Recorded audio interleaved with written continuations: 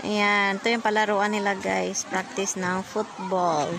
Ayan yung aking alagang makulit. Ayan guys. Mga bulinggit na maliliit naglalaro.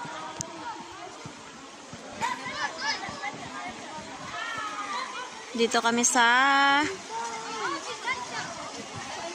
bar. Ayan. Dito may maraming mga kababayan din eh. Meron din Ethiopia. And dito kami magtanghalian, maghapunan. Ito yung area. Renta lang nila to, renta.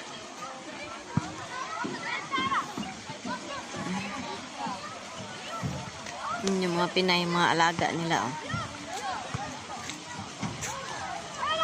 Starring talaga guys yung bougainvillea kahit saang lugar dito sa Middle East.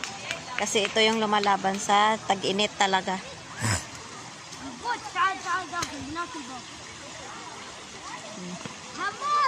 Tapos hindi ko alam kung ano to.